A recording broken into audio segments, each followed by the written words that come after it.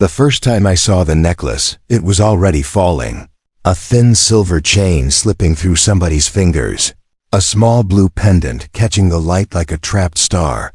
It hit the dirt between two stalls in the crowded market, and for a heartbeat nobody moved, then everything moved at once.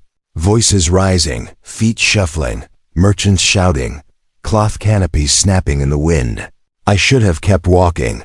I was just another lost human on a world that did not need me, but the pendant pulsed once, soft and blue, like it was calling for help. And when I bent down and picked it up, the air around my fingers went cold. Not just cold watching, I looked up, and that was when I saw her. She stood under a canvas awning on the right side of the lane, half hidden by the crowd, as if the world itself was trying to forget she was there. Smooth, light, cyan green skin. Long, straight teal blue hair spilling from a hooded burgundy cloak trimmed with gold patterns that looked too precise to be stitched by any ordinary hand.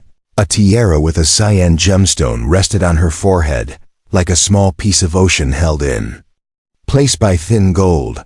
Her eyes were huge, expressive, dark pupils surrounded by pale iridescent white that shimmered when she turned her head. And when she saw the pendant in my palm, her expression tightened, not fear, not relief, recognition. Her gaze locked onto my hand like the pendant was a weapon pointed at her heart. I raised my palm slowly, careful, and the crowd noise seemed to dim as if somebody had lowered the volume of the world. "Is this yours?" I asked, even though I knew she might not understand. She stepped closer, moving through the people without pushing, without asking. As if everyone instinctively made room for her, she lifted her right hand, long delicate fingers, and for a second I thought she would snatch it instead. She held the chain between thumb and forefinger, the pendant dangling, blue light glinting against her skin. Then she looked up at me, and her eyes turned dangerous, not angry, not wild, but sharp focused, like a blade drawn in silence. The iridescent whites flared brighter, and thin rings of light spun inside them like tiny storms. My throat tightened, the hairs on my arms rose. Somewhere behind me, someone stopped speaking mid-sentence. I held my hand out, palm up, the way you show you have nothing to hide. The pendant pulsed again, stronger, and the air smelled faintly of rain on hot metal. She didn't take it. She studied me, head tilted, eyes scanning my face, my posture, my breathing, as if she could read the whole story of my life from the way my shoulders were set. Then, quietly, in a voice like velvet over steel, she spoke in a language I didn't know. It sounded like water poured over stone, soft, musical, and full of meaning that my brain could not catch. I opened my mouth, then closed it, because any wrong sound felt like stepping onto thin ice. The pendant warmed in my hand. She lifted it higher, letting the crowd see it, and in that instant the market shifted. People noticed the cloak, the gold trim, the gemstone on her forehead, noticed the way she held the pendant like it was not jewelry, but authority. A ripple moved through the lane. A few faces went pale, someone bowed without thinking, like their body remembered what their mind had forgotten. And then, from the far end of the market, a sharp metallic call rang out. It was not a shout, not a bell, it was a signal, clean and urgent.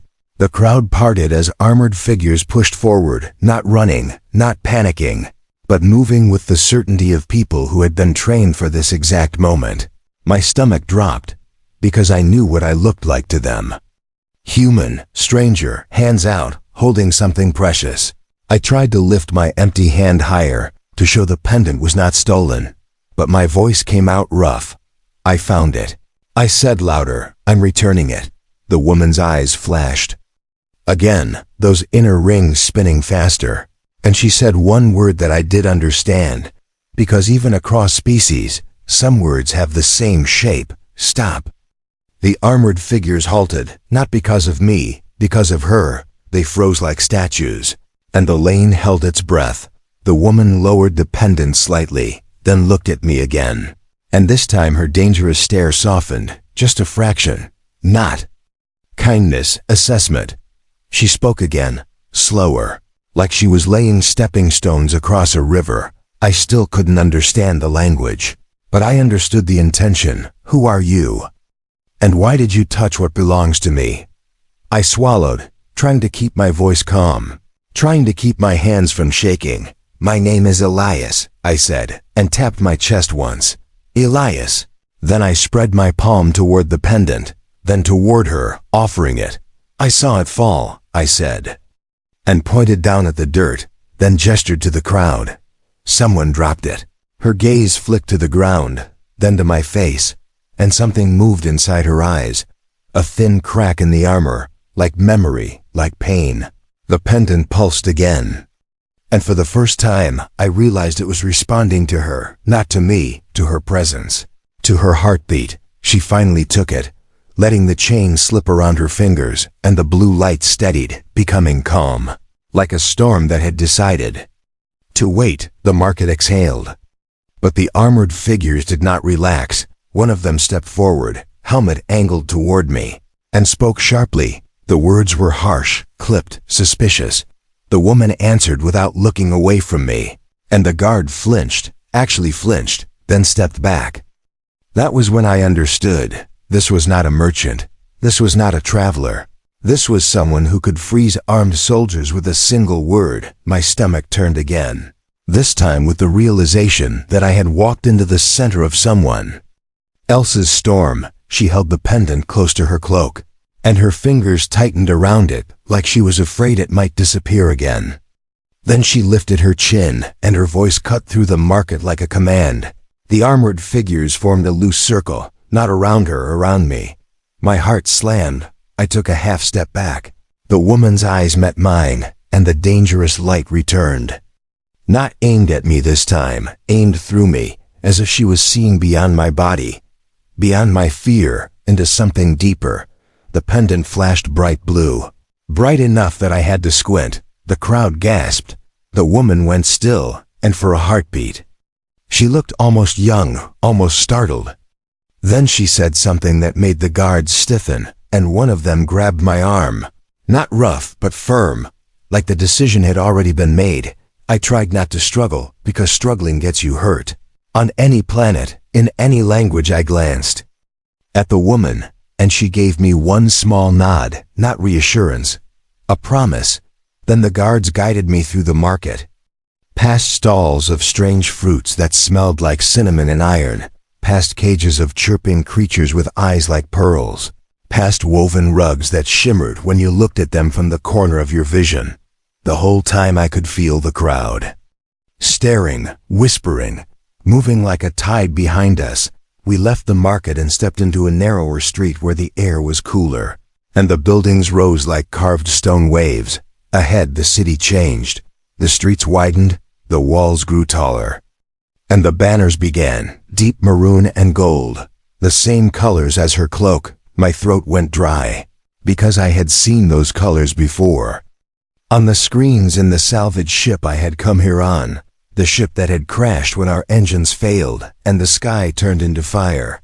Back then, the pilot had muttered something about territory markings, about royal zones, about staying invisible. Royal. The word hit me like a physical shove. I looked at the guards again. Their armor smoother, cleaner, their movements disciplined, not street soldiers. Palace soldiers. I looked ahead, and the buildings opened into a vast courtyard. And there, rising above everything, was the palace, not a fortress, a statement. Spires of pale stone and dark metal twisting upward like frozen lightning, windows that reflected the sky in sharp shards, terraces draped in cloth that moved like water. The guards brought me through the courtyard, past fountains that did not splash but hummed softly, as if the water was singing. I expected chains, interrogation, a cell. Instead, they brought me into a hall that smelled like clean air and old incense, where the floor mirrored the ceiling so perfectly that walking felt like stepping on glass. They stopped me at a set of doors so tall I had to tilt my head back to see the carvings at the top.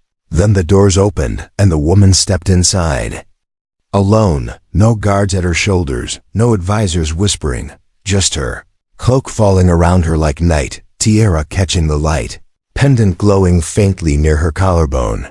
She approached slowly, eyes on me. And the hall behind her seemed to dim as if it respected her silence.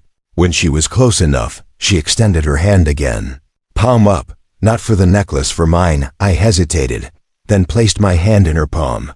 Her skin was cool, but not cold, like marble warmed by sunlight.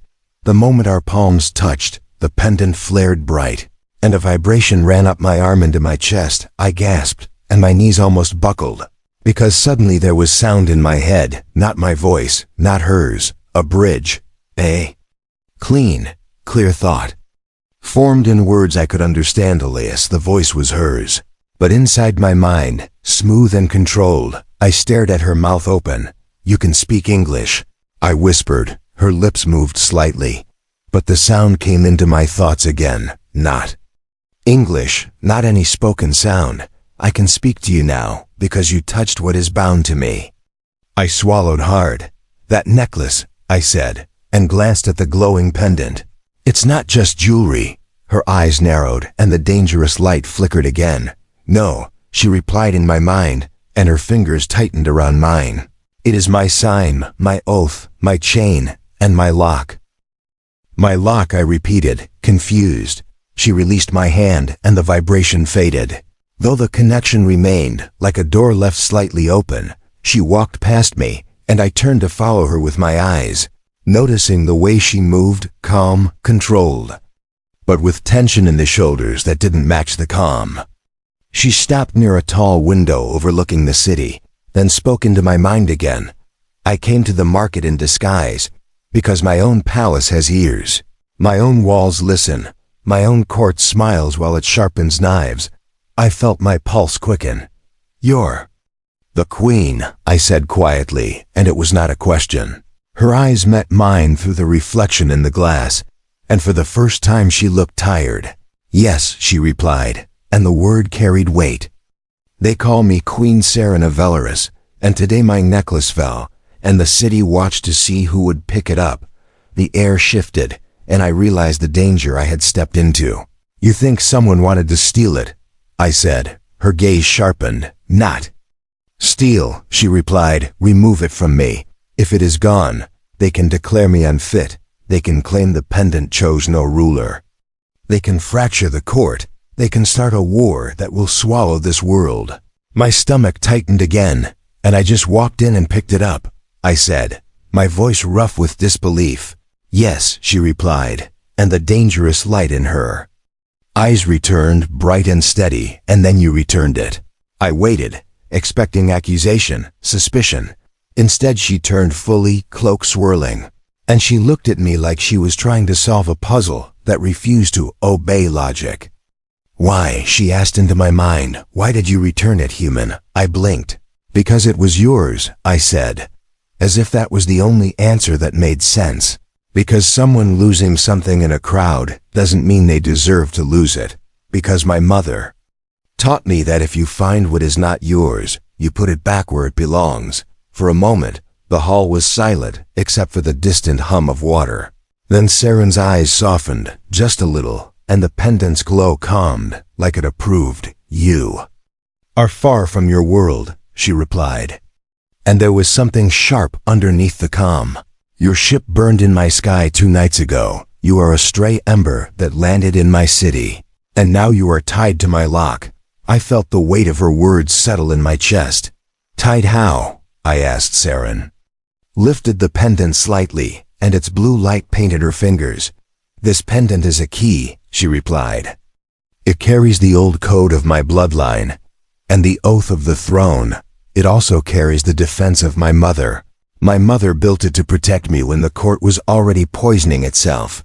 The moment you touched it, it tasted your mind. It decided you were not a threat. Then it did something I did not expect. It marked you." My mouth went dry. "Marked me," I repeated. Saren's gaze fixed on my wrist, and when I followed her eyes, I saw it. A thin line of faint blue light under my skin, like a vein that didn't belong, running from my palm toward my forearm. My breath caught. "That wasn't there." I whispered. "No," she replied, and her voice in my mind was suddenly colder. now. It is. I took a step back, panic rising. I didn't ask for this, I said, and then I stopped. Because the last time I panicked on an alien world, people died. I forced myself to breathe. Slowly. What does it mean? I asked, voice low, Saren's expression hardened, and her eyes turned dangerous again. Brighter than before. It means, she replied, that the pendant believes you returned it not for reward, not for fear, not for advantage. It believes you did it because it was right. And that makes you rare, even among my own people. Her words should have felt like praise, but they landed like a warning. Because in every palace, rare things become targets. A faint sound echoed in the hall. A soft click, like a door latch moving. Saren's head snapped toward the far wall. The guards outside the hall shifted. I could hear their armor. Saren raised one finger, and the air went still. Do not move, she said in my mind. And for the first time I heard urgency in her voice. The pendant's glow intensified. Then the window behind her shattered, not with a crash, but with a clean, silent bloom. A shimmering blade punched through the air where her head had been a heartbeat earlier. Saren moved like lightning, cloak flaring, body twisting, the blade slicing past her hood and embedding in the stone. A second blade followed, then a third. Each one vibrating with a faint blue-green energy that made my teeth ache. Assassins, I thought, shocked. Saren's eyes blazed, dangerous. And the rings of light inside them spun fast enough to look like solid halos. She thrust her hand forward, and a wave of force slammed into the air. The next blade froze mid-flight, then dropped straight down like gravity had suddenly doubled. The guards burst into the hall, weapons raised. Saren didn't look at them. She looked at me, and her voice hit my mind like a strike run. My body moved before my thoughts caught up.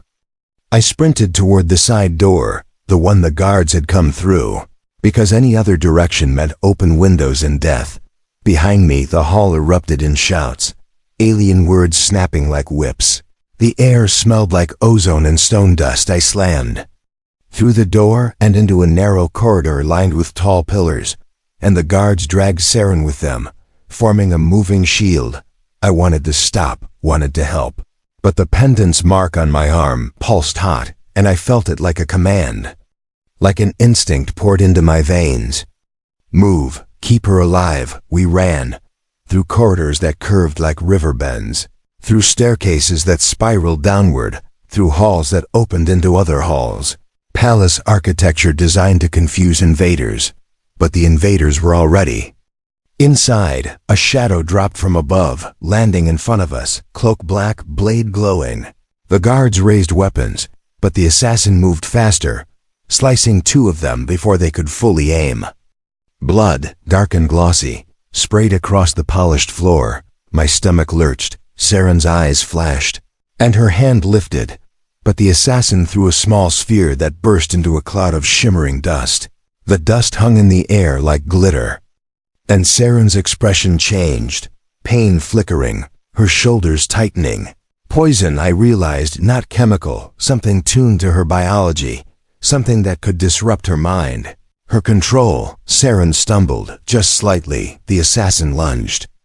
And I did the only thing I could do, the only thing humans do when they have no weapon, no plan, and someone they refuse to let die. I stepped in. I threw my whole body forward, slammed into the assassin's chest, and drove them back into the wall. The impact jolted my bones, pain sparking through my shoulder. The assassin's blade slashed across my jacket, grazing skin, hot and sharp. I grabbed their wrist, locked my fingers, and squeezed. The pendant mark on my arm flared blue, and suddenly my grip felt stronger than it should, as if something inside my muscles had been reinforced. The assassin hissed, eyes widening, and tried to twist free. I didn't let go. I drove my forehead into their face hard. They stumbled. One of the surviving guards took the opening and fired a pulse shot that cracked the assassin's shoulder armor. The assassin tried to flee, but I grabbed their cloak and yanked. Pulling them down, they hit the floor, and the guard pinned them, weapon aimed at their head. The corridor fell into a brutal silence broken only by Saren's strained breathing. Her hand pressed to her chest near the pendant, fingers tight. The blue glow flickered erratically, like it was fighting something. Saren looked at me, and for the first time her dangerous eyes showed fear, not fear for herself, fear of losing control. In my mind her voice came weak. The dust, it disrupts my focus.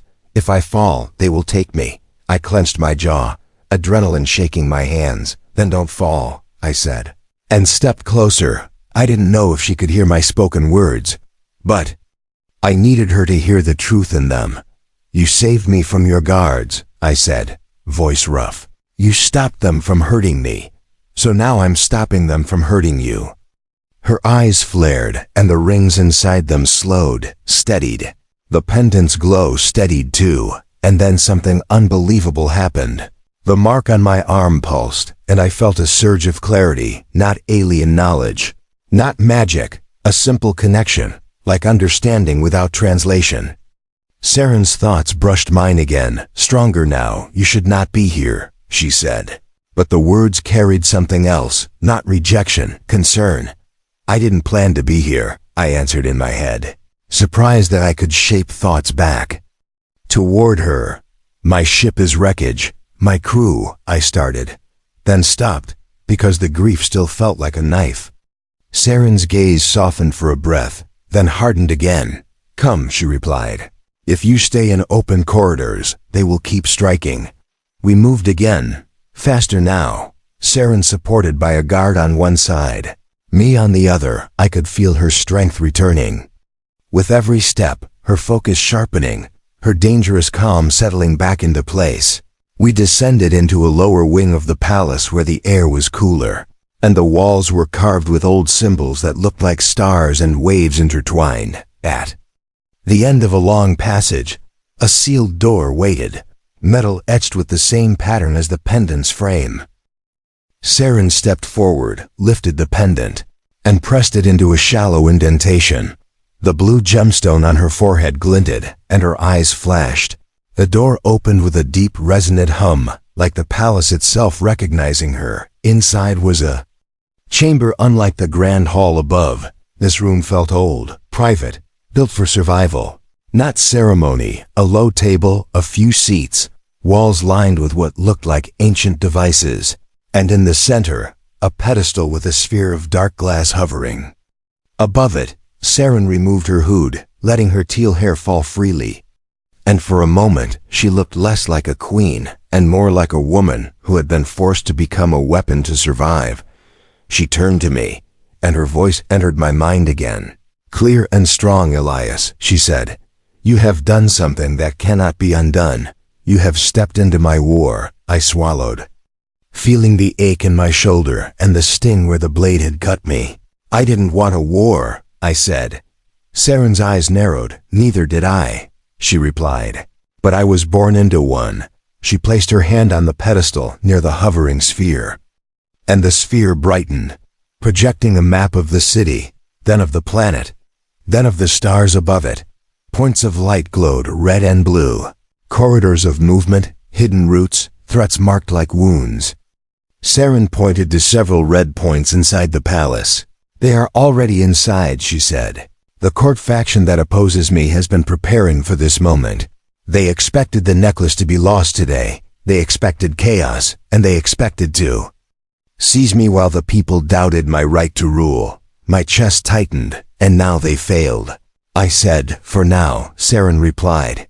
But they will try again. She looked at my arm, at the faint blue line under my skin, and the pendant chose you, she added. And for the first time there was something like disbelief in her tone. It did not choose my strongest guard, not my most trusted advisor, not my own blood relatives. It chose a human who returned what was not his. The room felt suddenly too small. What does that choice do?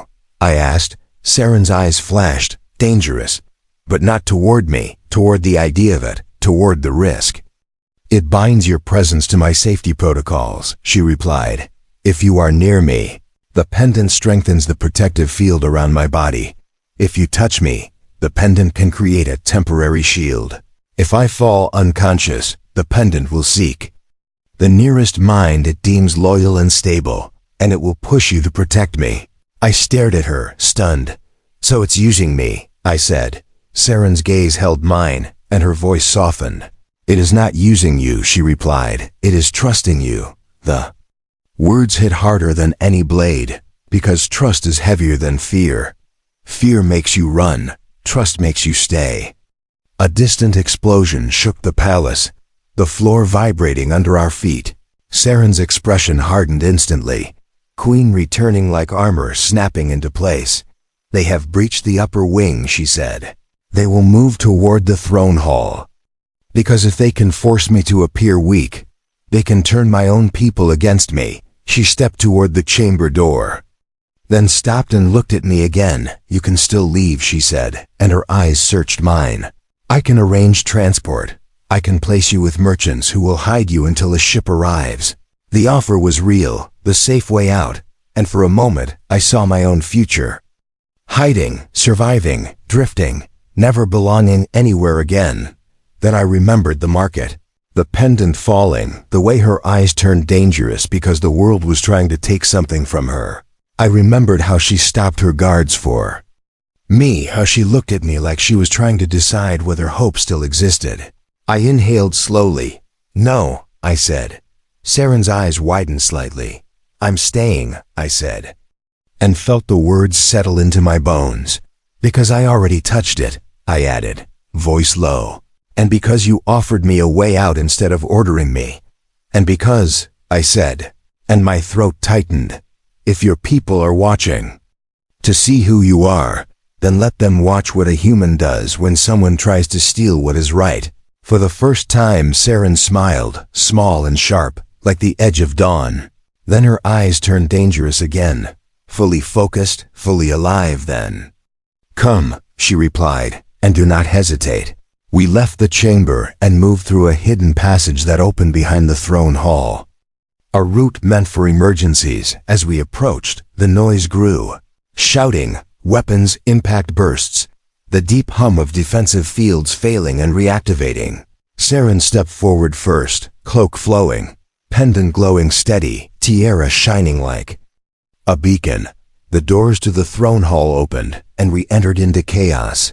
Guards clashed with black-cloaked assassins, energy blades sparking against pulse shields. Pillars cracked, banners torn, and at the far end, on the raised dais, a figure stood in ceremonial armor, not an assassin, not a guard, a court leader.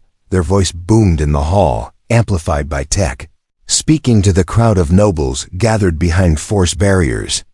The queen returns with a foreign contaminant. The figure declared, she has lost the pendant.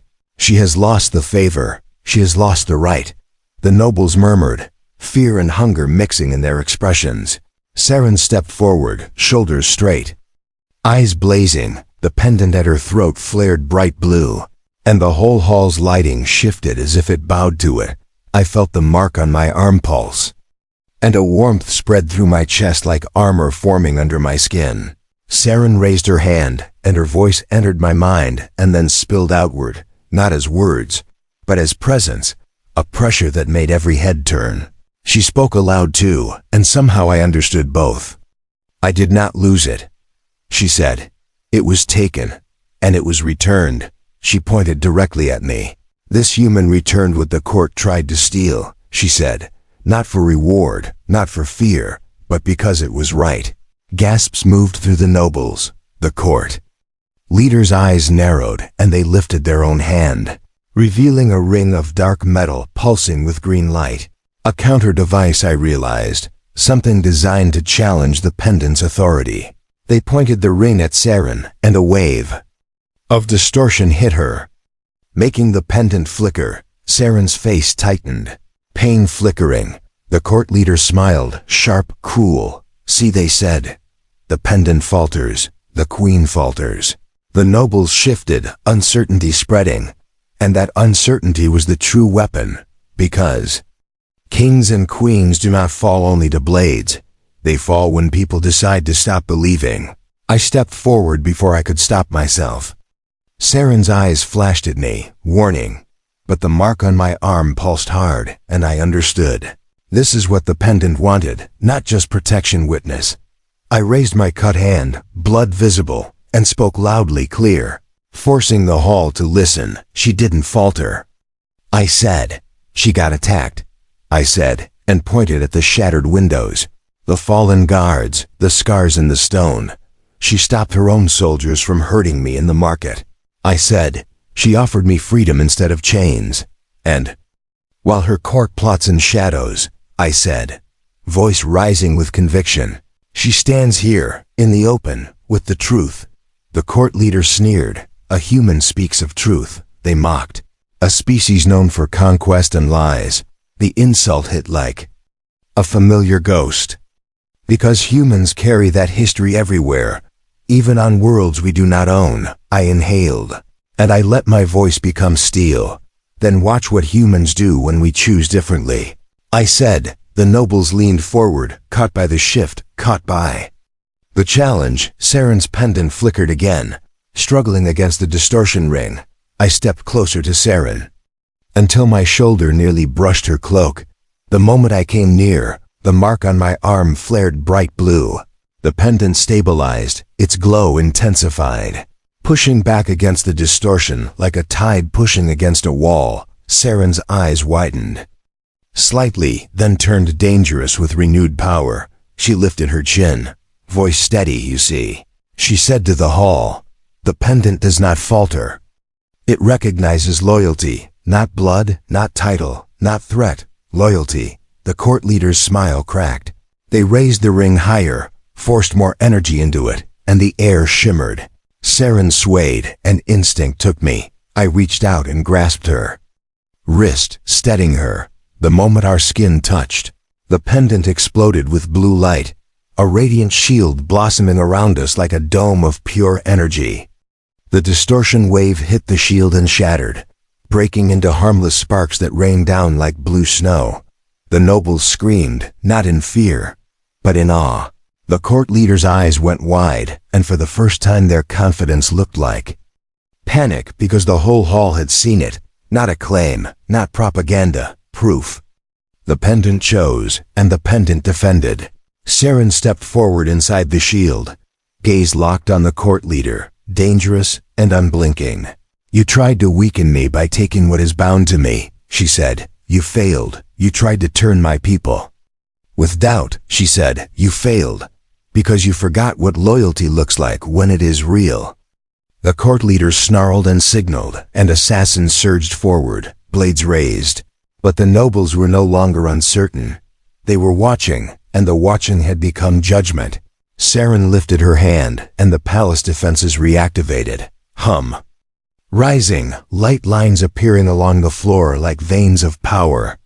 The assassins froze mid-stride as gravity shifted, pinning them. Then the guards moved, disarming, restraining, securing. The court leader tried to flee, but the blue shield stretched outward in a thin wave and the mark on my arm pulsed. I didn't understand the mechanism, but I felt it. A lock closing, a path denied.